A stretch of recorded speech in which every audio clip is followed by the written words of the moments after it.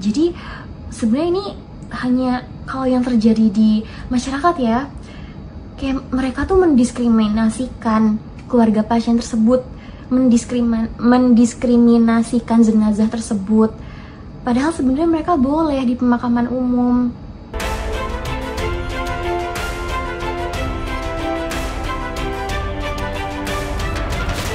Dalam pedoman yang dikeluarkan oleh Kemenkes dan juga Dinkes yang dikeluarkan tahun 2020 pada bulan Maret, jadi belum lama ya, baru beberapa hari yang lalu, mengingat ini ya, baru tanggal 2 atau 3 April 2020.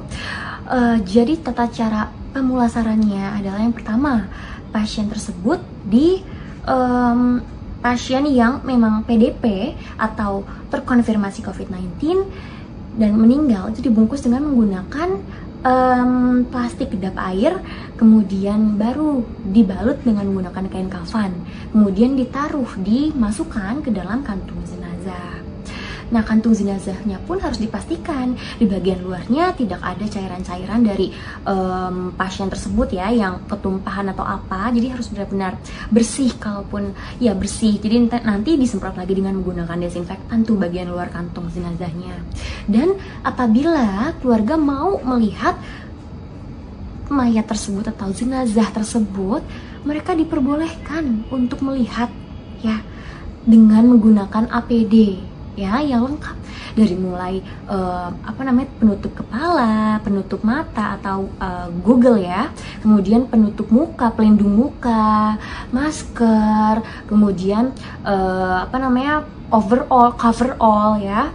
Coverall itu yang APD yang putih-putih itu loh, yang sering kita lihat ya di media banyak kan, yang putih full dari atas sampai bawah, itu mereka boleh melihat. Nah, kemudian setelah itu ditutup kantung jenazahnya, tapi sudah tidak boleh dibuka lagi setelah jenazah tersebut masuk ke dalam ke dalam kantung jenazah tersebut. Nah, kemudian baru dimasukkan ke peti, kemudian petinya juga nanti dibalut lagi dengan menggunakan plastik kedap air dan dan bisa dikebumikan, boleh dikebumikan di pemakaman umum. Itu loh, pemerintah menyatakan seperti itu, Kemenkes dan Dinkes menyatakan seperti itu ya. Nanti setelah, jika ada yang ingin bertanya mana buktinya, setelah bisa menunjukkan referensi sumber yang salah baca gitu. Jadi sebenarnya ini hanya kalau yang terjadi di masyarakat ya, kayak mereka tuh mendiskriminasikan keluarga pasien tersebut, mendiskriminasikan jenazah tersebut. Padahal sebenarnya mereka boleh di pemakaman umum. Dan di pemakaman umum pun mereka, jenazah tersebut boleh dilihat, boleh diantar oleh keluarganya, boleh keluarganya berada di situ asalkan menggunakan APD yang tadi sudah saya jelaskan. Dokter dan tenaga medis yang sakit bahkan meninggal dunia akibat tertular dari pasien COVID-19, jujur saya merasakan kesedihan yang mendalam. Mengapa?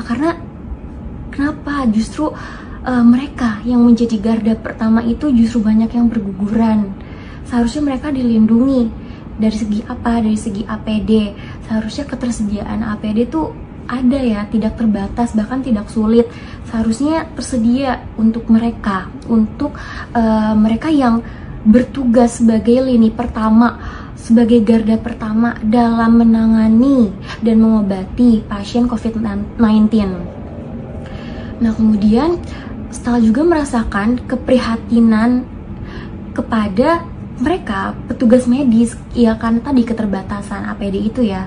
Sedangkan di lain pihak kita bisa melihat banyak di sosial media, dimanapun itu, kayak misalnya ada orang yang memakai APD hanya untuk pergi ke pasar, hanya untuk pergi ke supermarket, ke tempat-tempat umum yang sebenarnya mereka tidak membutuhkan itu. Seharusnya yang membutuhkan APD lengkap adalah para dokter yang menangani langsung. Karena menangani langsung pasien COVID-19 itu, karena mereka memiliki resiko paling tinggi di antara semuanya, semua profesi. Mereka yang memiliki resiko paling tinggi bisa terkena droplet bisa terkena cairan dari pasien yang positif